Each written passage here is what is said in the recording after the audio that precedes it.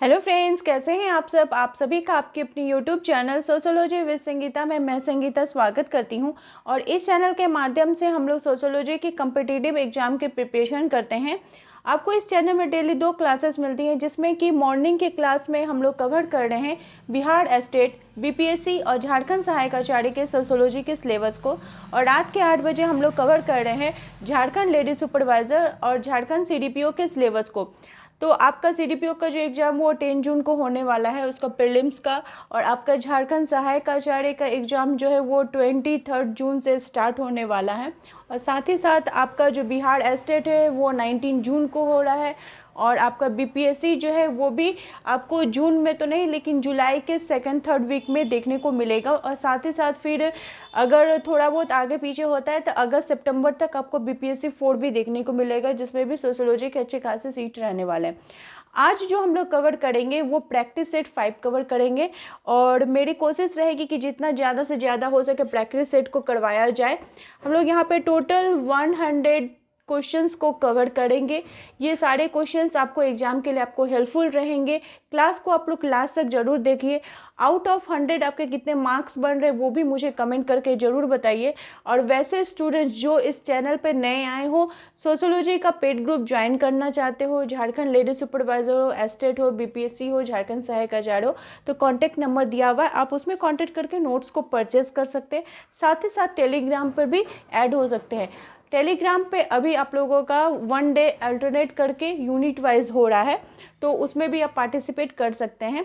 आज आप लोग की क्लास प्रैक्टिस सेट की बनानी बहुत ज़रूरी थी, जिसके कारण मैं आज टेलीग्राम पे टेस्ट नहीं ली हूँ। और आज का जो आपका यूनिट 16 का है वो मैं कल आप लोग के ले लूँगी। और फिर आप लोग का कल मैं परिभाषाओं से संबंधित क्लास को अपलोड करूँगी, जिसका टेस्ट कल सैटरडे हो गया, संडे को फिर लूँगी।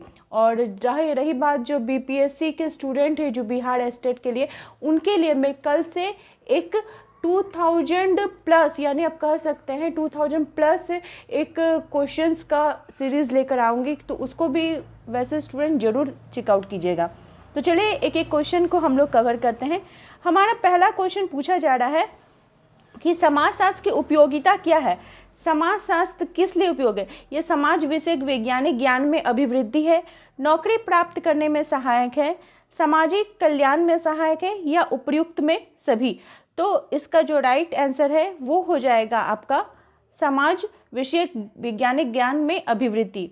क्वेश्चन नंबर 2 पूछा जा रहा है कि सामाजिक परिवर्तन के सिद्धांत में किस समाजशास्त्री ने सिंहों एवं गीदड़ों शब्दों का प्रयोग किया था। यानी उन्होंने जब अपना सामाजिक परिवर्तन का सिद्धांत दिया था तो उन्होंने एग्जाम्पल के तौर पर सिंहों एवं गीदड़ों शब्द का प्रयोग किया था। तो इसका जो राइट आंसर है वो हो जाएगा पेरेटो ने अपने सामाजिक परिवर्तन का जो उनका चक्रीय सिद्धांत था, इसमें उन्होंने सिंहों एवं गीदड़ यानी लोमड़ी, सिंह एवं लोमड़ी के आधार पर 2 आर्थिक क्षेत्र को बांटा था। और साथ ही साथ इसके संदर्भ में अपने जो सिद्धांत है उसको भी दिए थे। क्वेश्चन नंबर 3 पूछा जा रहा है कि महिलाओं का अश्लील चित्रण निषेध अधिनियम कब पारित किया गया था। तो महिलाओं का जो अश्लील चित्रण है ये कब पारित किया गया था? निषेध अधिनियम 1986 में। क्वेश्चन नंबर 4 पूछा जा रहा है कि समोद्भव परिवार जाना जाता है। समोद्भव परिवार किसको कहा जाता है? तो समोद्भव परिवार जो है ये संयुक्त परिवार का एक रूप माना जाता है। और ये एक ऐसा परिवार है जिसमें नाविक परिवार यानी जो न्यूक्लियर फैमिली की अपेक्षा अधिक पीढ़ियाँ, इसमें कम से कम 2 या 2 से अधिक पीढ़ी के जो व्यक्ति रहते हैं, उनके सदस्यों के बीच संपत्ति, आय, अधिकार, कर्तव्य, ये सब क्या होते हैं एक दूसरे से अब मतलब इंटरकनेक्ट होकर रहते हैं। क्वेश्चन नंबर 5 पूछा जा रहा है कि समाजशास्त्र में अनुशासित से बोध होता है। समाजशास्त्र में हम लोग अनुशासित का मतलब क्या समझते हैं? तो अनुशासित का मतलब हो गया पुरस्कार एवं दंड। क्या हो गया? पुरस्कार एवं दंड। क्वेश्चन नंबर 6 पूछा जा रहा है कि परिवार, पड़ोस तथा मित्र मंडली में किस प्रकार का सहयोग पाया जाता है। तो परिवार, पड़ोस और मित्र मंडली में हम लोग कैसा सहयोग हमें देखने को मिलता है? तो इसके अंतर्गत हमें प्राथमिक संबंध देखने को मिलता है। चार्ल्स कूले जी ने सामाजिक संबंधों के आधार पर प्राथमिक समूह की अपनी अवधारणा दी थी। कहाँ पे दी थी? तो उनकी जो पुस्तक थी सोशल ऑर्गेनाइजेशन, जिसका रचना काल है 1909, इसमें उन्होंने प्रस्तुत किया था। और बताया था कि जो प्राथमिक सदस्य होते हैं वो आमने सामने पर एक दूसरे से जुड़े हुए होते हैं, उनके बीच प्रत्यक्ष संबंध पाया जाता है। वही चार्ल्स कूले जो हैं वो मित्र, परिवार, पड़ोस, ये सभी को इसके अंतर्गत रखते हैं। किंग्सले डेविस जो है वो परिवार, क्रीड़ा समूह, पड़ोस, गांव तथा कार्य करने वाले समूह को इस समूह में रखते हैं। मिकाइवर एवं पेज जो है वो क्रीड़ा समूह, परिवार, मित्र मंडली, गण रूप समूह और साझेदारी, स्थानीय भाईचारा आदि को इस समूह में रखते हैं। तो ये सभी चीज़ आप लोग याद रख सकते हैं। नेक्स्ट क्वेश्चन पूछा जा रहा है कि किस सन में लिकर्ट प्रमाणक का निर्माण हुआ है। लिकर्ट प्रमाणक का निर्माण किस सन में किया गया है? तो 1932 में किया गया है। ये जो लिकर्ट पैमाना है यह मनोवृत्ति एवं अभिवृत्ति को मापने का थर्स्टन जी का पैमाना का संशोधित रूप है और इस पैमाना का जो प्रयोग है वो 1932 में किया गया था। नेक्स्ट क्वेश्चन है कि तुलनात्मक अभाव बोध अवधारणा का प्रयोग मूलतः किसके द्वारा किया जाता है? तुलनात्मक अभाव बोध यानी सापेक्षिक वंचन या हीनता की एक ऐसी स्थिति जिसमें व्यक्ति अपनी परिस्थितियों, दूसरे व्यक्तियों जो कि संदर्भ समूह के अंतर्गत आते हैं उनसे अपने आप को हीन या कमजोर महसूस करता है। तो ये किनके द्वारा बोला गया है? स्टाउफर जी के द्वारा।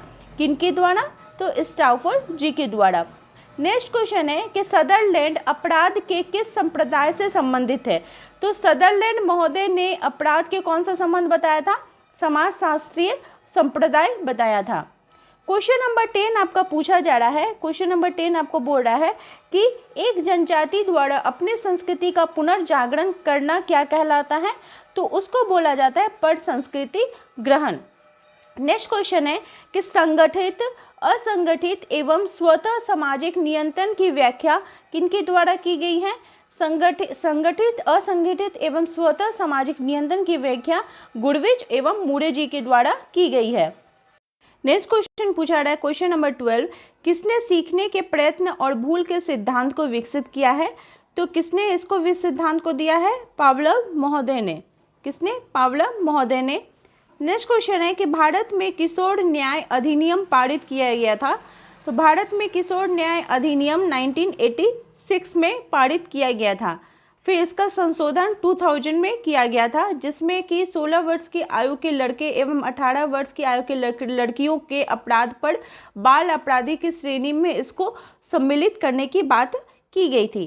क्वेश्चन नंबर 14 पूछा जा रहा है, किसने यह कहा था कि पदार्थ अनिश्चित असंबंध समानता से निश्चित संबंध विभिन्नता में बदलता है? तो ये किनके द्वारा कहा गया था? स्पेंसर महोदय जी के द्वारा। नेक्स्ट क्वेश्चन है कि संपूर्ण संस्था की अवधारणा किसने प्रस्तुत की थी?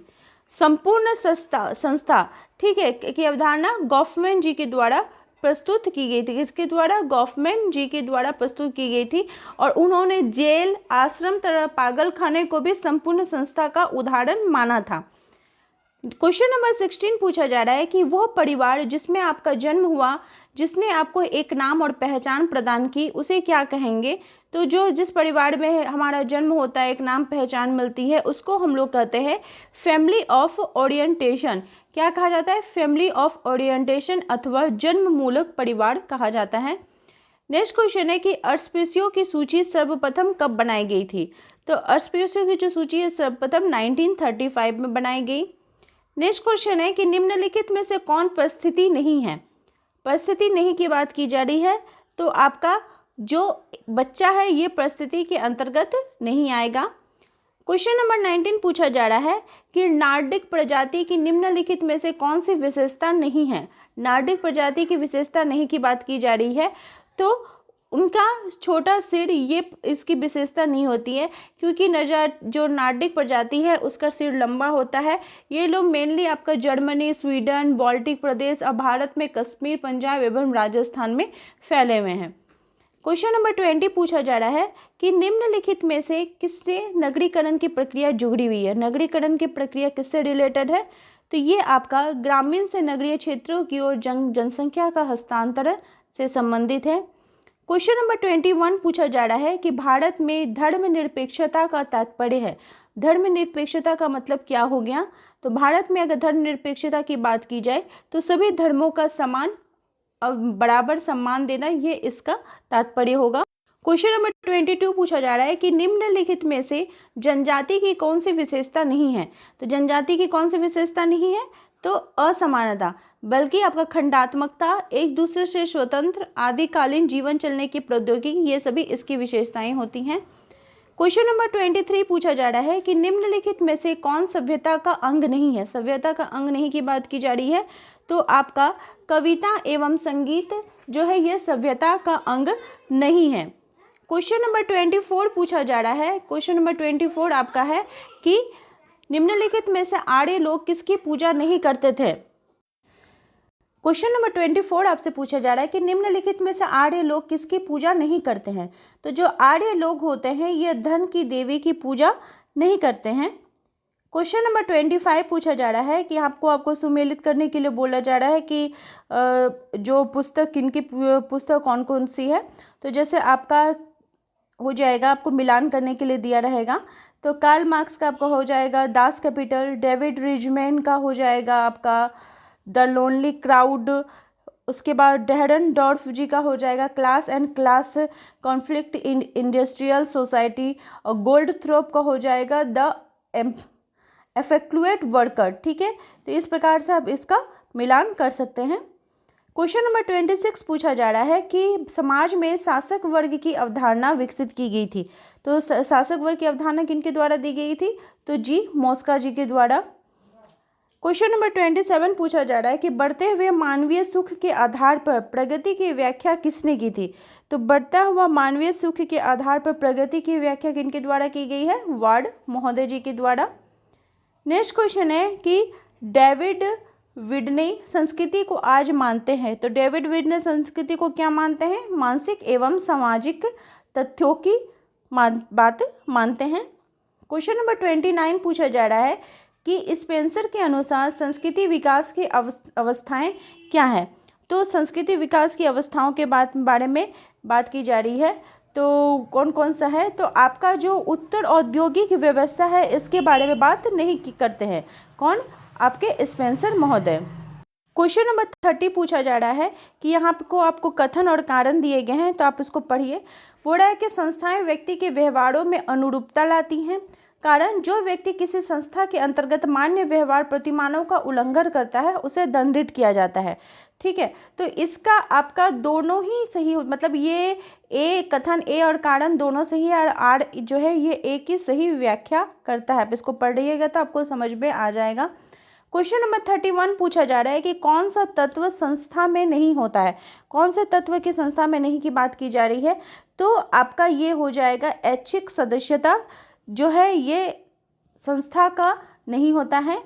क्वेश्चन नंबर 32 पूछा जा रहा है कि किसने श्रोता समूह को संस्थात्मक भीड़ कहा है। श्रोता समूह को क्या कहा है, तो संस्थात्मक भीड़ किसने के द्वारा बोला गया है, तो यंग महोदय जी के द्वारा। ह्यूमन सोसाइटी किसकी कृति है, ह्यूमन सोसाइटी किंग्सले डेविस की है। नेक्स्ट क्वेश्चन है कि समाज संघर्ष मिश्रित सहयोग है, यह कथन किसका है। समाज संघर्ष मिश्रित सहयोग है, ये कथन जो है ये मैकाइवर का है। क्वेश्चन नंबर 35 पूछा जा रहा है कि भातृ बहुपतित्व की प्रथा कहाँ पाई जाती है। तो भातृ बहुपतित्व की जो प्रथा है वो क्या है, तो पितृवंशीय नियमों का ये समर्थन करती है। क्या है, पितृवंशीय नियमों का ये समर्थन करती है।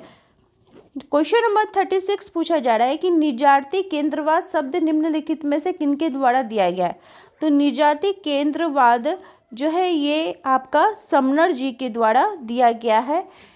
उन्होंने इसकी जो अवधारणा ये 1906 में दी थी, और समनर महोदय जो थे अंतर समूह बाह्य समूह की मनोवृत्ति को भी इन्होंने भी समझाने का प्रयास किया था। नेक्स्ट क्वेश्चन की तरफ हम लोग बढ़ते हैं। नेक्स्ट क्वेश्चन पूछा जा रहा है कि निम्नलिखित में से किसमें पितृवंशीय एवं पति स्थानिक परिवार का व्यवहार होता है। तो किस जो आपका ये सब जनजाति दिया गया है, तो इसके अंतर्गत तो आपका जो नंबूदारी है इसमें ऐसा देखने को मिलता है। क्वेश्चन नंबर 38 पूछा जा रहा है कि आभ्यंतरिक सामाजिक नियंत्रण किसे कहते हैं। तो आभ्यंतरिक सामाजिक नियंत्रण जो है यह सीखने की एक प्रक्रिया जिसमें अपने व्यवहारों को नियंत्रण करने हेतु व्यक्तियों द्वारा मूल्य तथा प्रतिमानों को आत्मसात किया जाता है, इसके बारे में बात की गई। क्वेश्चन नंबर 39 पूछा जा रहा है कि यहाँ पे आपको सेनागार और जनजाति बोला जा रहा है, तो रंगभंग जो है ये किससे संबंधित है? रंगभंग जो है ये भेटिया से संबंधित है। घोटुल जो है ये मुड़िया। यो जो है आपका आगो नागा, गीतियोड़ा मुंडा, ठीक है, इससे संबंधित है। नेक्स्ट है आपका आंदोलन दिया गया है और इसके नेता दिए गए हैं। तो आपका इसको मिलान करने के लिए बोल रहा है कि जैसे देखिए दलित आंदोलन किनके द्वारा किया गया था? तो B.R. अम्बेडकर जी के द्वारा। नक्सलवादी आंदोलन चारू मजुमदार जी के द्वारा। चिपको आंदोलन किया गया था आपका बहुगुणा जी के द्वारा। और केरल का SNDP आंदोलन नारायण गुरु जी के द्वारा। अगर आपको मान लीजिए सारा ऑप्शन नहीं भी आता है तो आप अगर एक ऑप्शन को पकड़ सकते हैं तो आप राइट आंसर को चूज कर पाइएगा। क्वेश्चन नंबर 41 पूछा जा रहा है कि निम्नलिखित में से किसने सहयोग के 4 प्रमुख प्रकार अर्थात स्वतः स्फूर्त, परंपरागत, निर्देशित तथा संविदात्मक की पहचान की है? किनके द्वारा? तो ये किनके द्वारा किया गया है? रॉबर्ट जी के द्वारा किया गया है, ठीक है। क्वेश्चन नंबर 42 पूछा जा रहा है कि अशीर्षी समाज वह है जिसमें अशीर्षी समाज और शीर्षी समाज, ठीक है, तो अशीर्षी समाज क्या होता है? जिसमें कोई औपचारिक मुखिया नहीं होता है। क्या हो जाएगा? जिसमें कोई औपचारिक मुखिया नहीं होता है उसको अशीर्षी समाज बोला जाता है। क्वेश्चन नंबर 43 पूछा जा रहा है कि निम्नलिखित में से कौन सी जनजाति में व्याज प्रस्तुति प्रचलित है? कौन सा जनजाति की बात की जा रही है? तो असम का जो खासी जनजाति है इसमें मातृ स्थानिक तथा मातृवंशीय देखने को मिलता है, तथा टोडा नीलगिरी की पहाड़ी की जनजाति है उसमें भी देखने को मिलता है। तो इन दोनों जनजाति में ब्याज प्रसूति मतलब डिलीवरी के समय कुछ ब्याज, ऐसा कुछ नियम वहाँ पे देखने को मिलता है। क्वेश्चन नंबर 44 पूछा जा रहा है कि जाति संस्तरण सोपान तंत्र की संकल्पना दी थी। तो जाति संस्तरण सोपान तंत्र की संकल्पना जो है ये किनके द्वारा दी गई थी? तो ये जो संकल्पना है ये आपका ल्यूस ड्यूमा जी के द्वारा दी गई थी। क्वेश्चन नंबर 45 पूछा जा रहा है कि विद्यार्थियों का अध्यापक को शुभ प्रभात कहना क्या उदाहरण है? जो हम लोग गुड मॉर्निंग बोलते हैं तो ये किस चीज का उदाहरण है? तो ये आचार नीति का उदाहरण है। क्वेश्चन नंबर 46 पूछा जा रहा है कि भूमिका संबंधों का निर्वाह जो एक कॉलेज अध्यापक अपने छात्रों, सहयोगियों, प्रचार तथा लिपिक वर्गीय कर्मचारियों के साथ करता है उसको क्या कहा जाता है? तो उसको बोला जाता है भूमिका विन्यास। क्वेश्चन नंबर 47 पूछा जा रहा है कि जाति एक विस्तृत स्वजन समूह है, इस विचार के प्रवर्तक थे। तो इस विचार के जाति विस्तृत स्वजन समूह, इस विचार के प्रवर्तक थे इरावती कर्वे। नेक्स्ट है परिहास संबंध है। परिहास जो है ये किसके बीच में पाया जाता है? तो मजाक का रिश्ता रहता है, तो जो कि किसके बीच देखने को मिलता है? जीजा तथा साली के मध्य देखने को मिलता है। क्वेश्चन नंबर 49 पूछा जा रहा है कि निम्नलिखित में से कौन सी विशेषता संस्था शब्दों को सही रूप से स्पष्ट करती है? संस्था के बारे में सही रूप से किनके द्वारा बोला गया है? तो यह संबंध लोकरीतियों तथा लोकाचारों का समुच्चय जो एक मुख्य समारोह में समन्वित होता है। नेक्स्ट क्वेश्चन हम लोग 50 नंबर क्वेश्चन की तरफ बढ़ते हैं। हमारा 50 नंबर क्वेश्चन पूरा पूछा जा रहा है कि जनजातीय पुनरुत्थान की नीति अपनाने पर किसके द्वारा बल दिया गया था? जनजातीय पुनरुत्थान की नीति अपनाने पर वेरियर अल्वेन जी के द्वारा बल दिया गया था। नेक्स्ट है कि निम्नलिखित उदाहरणों में पूर्ण संस्था कौन सी है? तो पूर्ण संस्था की जो अवधारणा सबसे पहले हम लोग इंडिया जान लेते हैं कौन किसने दिया है। तो इन्होंने इरविंग गॉफमैन जी ने दिया था, और इसमें आपका जो कारागार है ये हो जाएगा पूर्ण संस्था के अंतर्गत, और आपका शरण स्थल ये सभी इसके अंतर्गत आपका जो है गॉफमैन जी बात करते हैं। कारागार आपका जो है वो पूर्ण संस्था के अंतर्गत आ जाएगा। कारागार और आपका शरण स्थल ये दोनों ही इसका राइट आंसर हो जाएगा। कारागार और शरण स्थल मतलब ये दोनों पूर्ण संस्था के अंतर्गत आएंगे। क्वेश्चन नंबर 52 पूछा जा रहा है कि निम्न में से जाति व्यवस्था की कौन सी आवश्यक विशेषता नहीं है? जाति विशेषता की आवश्यक विशेषता की नहीं के बारे में बात की जा रही है। तो पूजा जनजातीय समाजों की विशेषता नहीं है। ऑप्शन नंबर आपका डी जो है ये राइट हो जाएगा। नेक्स्ट क्वेश्चन की तरफ हम लोग बढ़ते हैं। क्वेश्चन 53 पूछा जा रहा है कि निम्नलिखित समाजशास्त्रियों में से किसने सामाजिक परिवर्तन के स्रोतों को बहिर्जात और अंतर्जात में वर्गीकृत किया है। सामाजिक परिवर्तन का स्रोत बहिर्जात और अंतर्जात में किनके द्वारा वर्गीकृत किया गया है, तो ये आपका राइट आंसर हो जाएगा आर्गवन जी के द्वारा। किनके द्वारा? आर्गवन जी के द्वारा किया गया है। नेक्स्ट क्वेश्चन है कि सिरस्थ सूचक अनुपात है, सिरस्थ सूचक अनुपात किसका है, तो ये आपका हो जाएगा सिरस्थ सूचक, यानी सिर की चौड़ाई का सिर की लंबाई से। ठीक है, शीर्ष देशना की अगर बात की जाए कि आपको अगर निकालने के लिए बोले कि शीर्ष देशना निकालिए, तो इसका जो सूत्र हो जाएगा वो हो जाएगा शीर्ष देशना। शीर्ष देशना इसका अगर बोला जाए तो आपका हो जाएगा सिर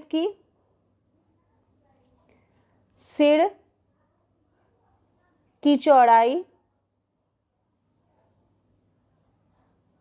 ठीक है, उसके बाद सिर की लंबाई,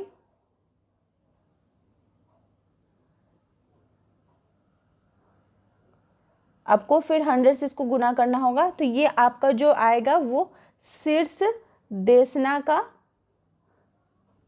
आप इसका फॉर्मूला निकाल सकिएगा। ठीक है, क्वेश्चन नंबर 55 पूछा जा रहा है कि सरोडेट की निम्नलिखित विशेषता, निम्नलिखित परिभाषा इनमें से कौन सी है। सरोडेट अर्थात मृत पत्नी की भगनी से विवाह करने की जो प्रथा होती है उसको क्या बोला जाता है? सरोडेट बोला जाता है।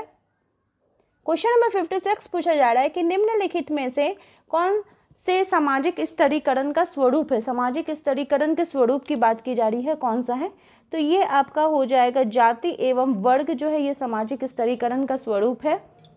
क्वेश्चन नंबर 57 पूछा जा रहा है कि सूचियों को मिलान करने के लिए नीचे जो कूट दिए गए हैं उसको सही उत्तर करने के लिए, तो मैं आपको राइट आंसर उसका बता देती हूँ। जो राइट आंसर होगा, जैसे टोडा जनजाति, टोडा जो है ये आपका कुबेद हो जाएगा। मुड़िया का क्या हो जाएगा? पोड़ू। मुंडा का हो जाएगा बोंगावान और गोंड का घोटुल। ठीक है, नेक्स्ट क्वेश्चन है, क्वेश्चन नंबर 58 पूछा जा रहा है कि सुरजीत सिन्हा ने के निम्न में से क्या सही है। सुरजीत सिन्हा के लिए निम्न में से क्या सही है, तो सुरजीत सिन्हा जो है ये भूमिज जनजाति पर विस्तृत क्षेत्रीय कार्य करते हैं। ठीक है, ये सही हो जाएगा।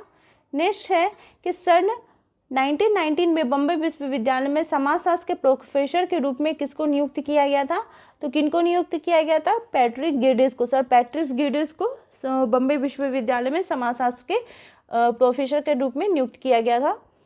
क्वेश्चन नंबर 60 पूछा जा रहा है कि किसने कहा है कि विज्ञान विज्ञान ही है, चाहे वो भौतिक शास्त्र हो या समाजशास्त्र हो। तो ये जो कथन ये किनके द्वारा कहा गया है, तो ये आपका PH लैंडस जी के द्वारा कहा गया है। नेक्स्ट क्वेश्चन नंबर 61 पूछा जा रहा है कि इसमें आपको सही मिलान करने के लिए बोला जा रहा है, तो मैं सही मिलान आपको करके बताती हूँ कि कौन सा हो जाएगा। आप लोग भी इसको कर सकते हैं कि जैसे रॉल्फ लिंटन ने कौन सा बात किया था, तो वह विवाह एवं वंश संबंधी परिवार के बारे में बात करते हैं। जिम्मरमैन नाभिकीय परिवार, वार्नर प्रभव परिवार, मार्गन पुनालुअन परिवार। मार्गन किसके बारे में करते हैं, तो पुनालुअन परिवार के बारे में बात करते हैं। भूमिका पुंज की अवधारणा किनके द्वारा दी गई है, तो भूमिका पुंज की अवधारणा मर्टन जी के द्वारा दी गई है। नेक्स्ट क्वेश्चन है, क्वेश्चन नंबर 63 पूछा जा रहा है कि निम्नांकित में से कौन सा भारत में क्षेत्रवाद को जन्म देने वाला कारक है। कौन सा कारण हो सकता है जो क्षेत्रवाद को जन्म देगा? शिक्षा का विस्तार, बेकारी की समस्या, या क्षेत्रीय संस्कृति को श्रेष्ठ मानना। तो क्षेत्रवाद कब जन्म लगता है? जब हम अपनी संस्कृति को श्रेष्ठ मानने लगते हैं दूसरी संस्कृति की तुलना में, तो यही इसका राइट आंसर हो जाएगा। क्वेश्चन नंबर 64 पूछा जा रहा है कि कौन सी पुस्तक को समाज विज्ञान का बाइबल कहा जाता है। ठीक है, किस पुस्तक को कहा जाता है, तो इसका जो राइट आंसर है वो हो जाएगा समाज विज्ञान का बाइबल किसको क्या कहा जाता है? आपका मास्टर ऑफ सोशियोलॉजी को कहा जाता है। ठीक है, मास्टर ऑफ सोशियोलॉजी। और आप लोग कमेंट करके बताइए कि फोकवेज को क्या कहा जाता है। नेक्स्ट क्वेश्चन है कि समाज विज्ञान का दूसरा पितामह किसे कहा जाता है। समाज विज्ञान का दूसरा पितामह किसको कहा जाता है? तो ये किसको कहा जाता है? हर्बर्ट स्पेंसर को। पहले तो अगस्त कॉम्ट हो गए, दूसरे कौन हो जाएंगे? आपका हर्बर्ट स्पेंसर, क्योंकि उन्होंने अपना सर्वश्रेष्ठ सिद्धांत जो जीवितता का सिद्धांत है, ठीक है, कि मनुष्य को इस प्रकृति में जीवित रहने के, प्रकृति के साथ तालमेल करना पड़ता है, ये जो सिद्धांत उन्होंने दिया था, इसके कारण उनको उसको दूसरा पितामह के रूप में जाना जाता है। क्वेश्चन नंबर 66 पूछा जा रहा है कि समाज में शासक वर्ग की अवधारणा किसने विकसित की थी? शासक वर्ग। तो समाज में शासक वर्ग की जो अवधारणा है ये किनके द्वारा किया गया था? तो जी मोस्का जी के द्वारा दिया गया था। नेक्स्ट क्वेश्चन है कि प्रतिमान होते हैं, प्रतिमान हम किसको कहेंगे कि ये प्रतिमान है?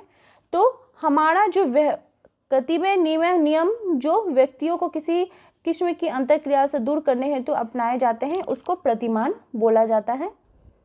नेक्स्ट क्वेश्चन है कि क्वेश्चन नंबर 68 पूछा जा रहा है कि सत्ता का असमान वितरण वर्ग निर्माण एवं वर्ग संघर्ष के लिए उत्तरदायी ही है, कि सत्ता ही मेन कारण है कि असमान वितरण जो है इसके लिए उत्तरदायी है। तो ये कौन बोले हैं? रॉल्फ डेहनडॉर्फ जी बोले हैं।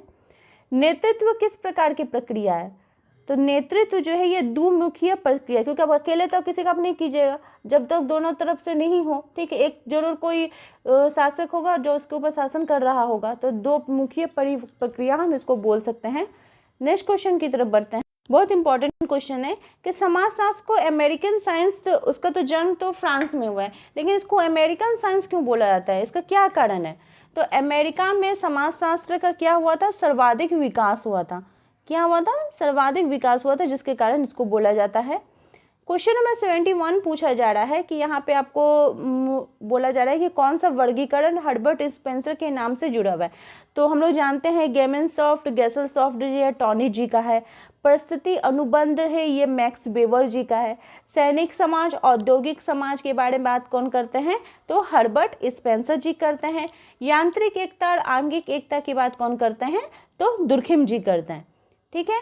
क्वेश्चन नंबर 72 पूछा जा रहा है कि निम्न में से कौन सा वाक्य सही है? कौन से वाक्य सही की बात की जा रही है? तो अंतर समूह एवं बाह्य समूह काल्पनिक होते हैं, ठीक है। तो ये जो कथन है ये सही हो जाएगा। रॉबर्ट बेस्ट्रीट के अनुसार अंतर समूह और बाह्य समूह कोई वास्तविक समूह नहीं है, बल्कि एक व्यक्ति हम और वे सर्वनामों का प्रयोग करते हुए स्वयं इन्हें बना लेते हैं। इसके बारे में भी बात करते हैं।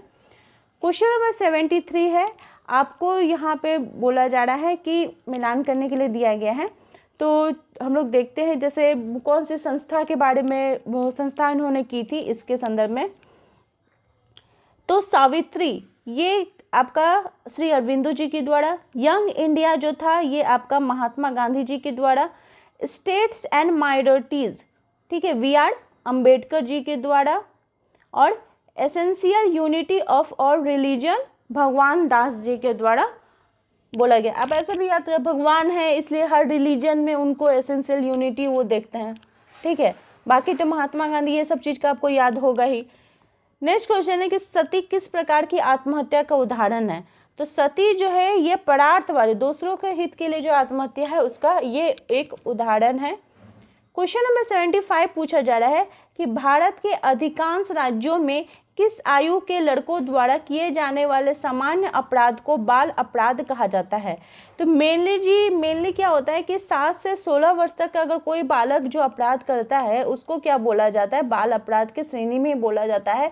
यहाँ पे एक और चीज़ याद रखिएगा कि बाल न्याय अधिनियम 1986 में पारित हुआ था और इसका फिर संशोधन कब किया गया? हम लोग प्रीवियस क्वेश्चन में देखें 2000 में, जिसमें 16 वर्ष के आयु के लड़का के लिए और 18 वर्ष की आयु लड़कियों के लिए अगर वे अपराध करते हैं तो वो किस श्रेणी के अंतर्गत आ जाएगा? बाल अपराध के अंतर्गत आ जाएगा। नेक्स्ट क्वेश्चन है कि स्त्रियों तथा कन्याओं का अनैतिक व्यापार रोकने के लिए कौन सा अधिनियम बनाया गया था? तो कब बनाया गया था? ये 1956 में बनाया गया था। कब बनाया गया था? 1956 में बनाया गया था। और राष्ट्रीय महिला आयोग का गठन कब किया गया था? तो जनवरी 1992 में किया गया था। और 1975 में अंतर्राष्ट्रीय महिला वर्ष के रूप में भी मनाया गया था। नेक्स्ट क्वेश्चन है, क्वेश्चन नंबर 77 पूछा जा रहा है कि निम्नलिखित में से किस विद्वान ने 250 समाजों का अध्ययन करके विवाह के उद्देश्यों को स्पष्ट किया था? तो कौन किए थे? मर्डॉक जी किए थे, ठीक है। कितने समाजों का अध्ययन किए थे? 250 समाजों का अध्ययन किए थे और इसके आधार पर वे विवाह के 3 उद्देश्य बताते हैं। कितने उद्देश्य बताते हैं? 3। यौन संतुष्टि, आर्थिक सहयोग और संतानों का समाजीकरण एवं लालन पालन, ये 3 उद्देश्य इनके द्वारा इसी अध्ययन के आधार पर बताया गया। नेक्स्ट क्वेश्चन है कि मद्यपान और मादक द्रव्य व्यसन समस्याएं जो अधिकतर आपको कहाँ देखने को मिलेंगी? तो ये जो है ये आपका अधिकतर कहाँ पे देखने को मिलेगा? आपको ये सब चीज़ वहाँ पे देखने ज़्यादा मिलेंगे जहाँ पे अतिरिक्त गरीबी हो, बेरोजगारी हो, अशिक्षा हो, शोषण हो, बीमारी हो, ऋणग्रस्तता हो, तो ये सभी चीज़ों में। तो आप कह सकते हैं यहाँ पे जनजातीय ऑप्शन दिया है, तो इसका आपका ऑप्शन कोई क्वेश्चन में चेंज भी देखने को मिल सकता है। क्वेश्चन नंबर 79 पूछा जा रहा है कि निम्न में से कौन सा कथन सही है? कथन सही के बारे में बात की जा रही है, कौन सा कथन सही है?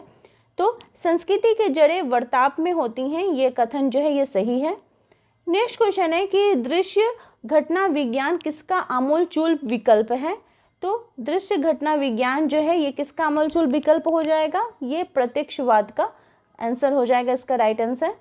क्वेश्चन नंबर 81 पूछा जा रहा है कि निम्नलिखित कथनों में से उपयुक्त संयोजन का चयन कीजिए जो घटनाएं को स्पष्ट करता है। ठीक है, स्पष्ट आपको घटनाओं के बारे में बात की जा रही है, तो इसका जो राइट आंसर है वो ऑप्शन नंबर डी हो जाएगा।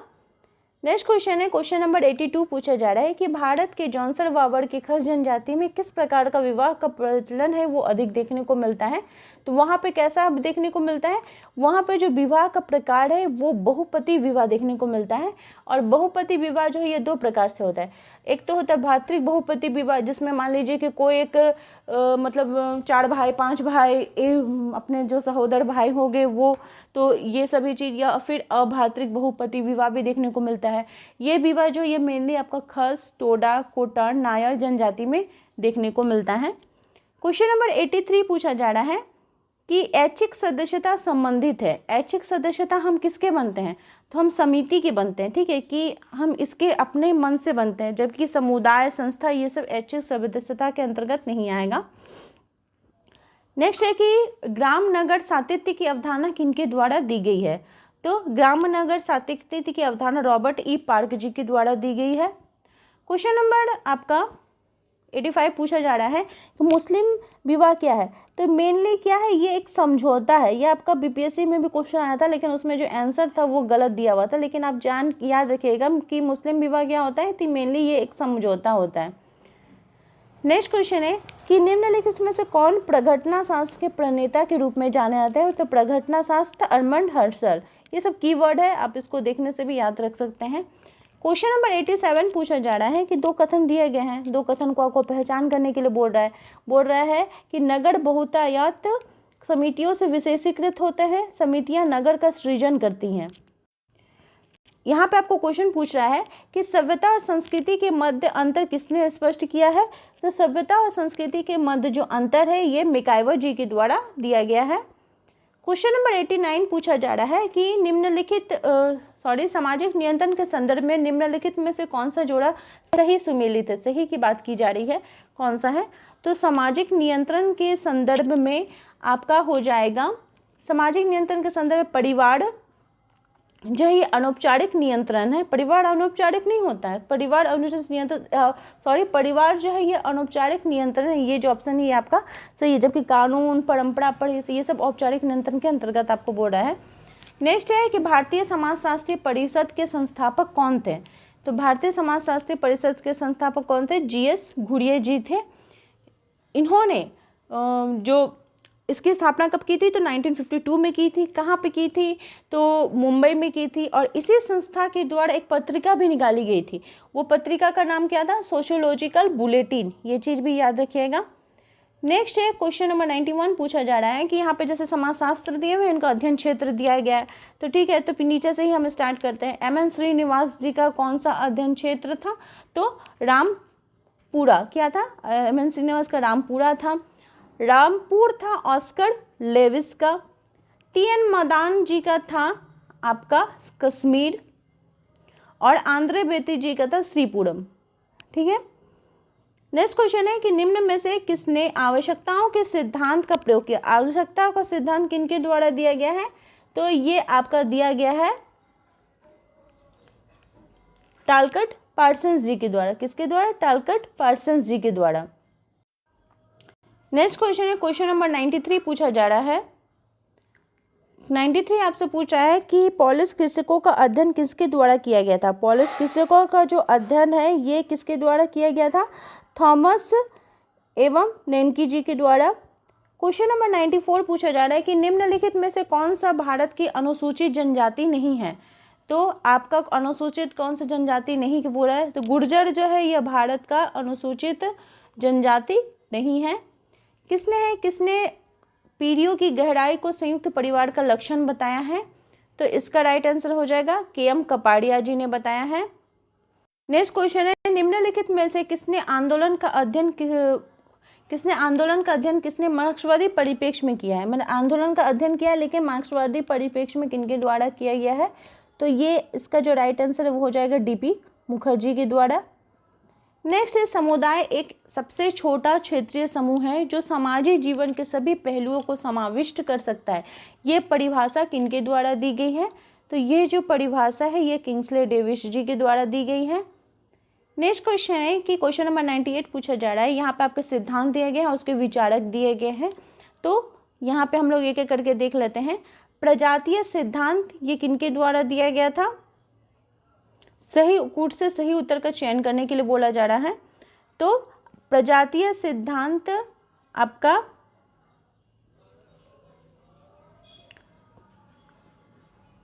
प्रजातीय सिद्धांत जो है ये हर्बर्ट रिजर, व्यवसायिक सिद्धांत नेस्फील्ड, ब्राह्मणवादी सिद्धांत घुरिये और उद्विकास सिद्धांत जो इवर्सन जी के द्वारा दिया गया है। तो ये आपका ऑप्शन नंबर सही हो जाएगा।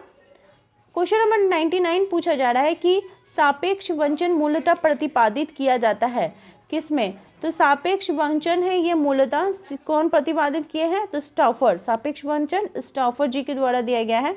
और आज का जो लास्ट क्वेश्चन है ये पूछा जा रहा है कि किसने यह मत दिया है कि स्तरीकरण समाज की एक प्रकार्यात्मक आवश्यकता है? मतलब ये जरूरी आवश्यकता है, ये बात किनके द्वारा बोली गई है?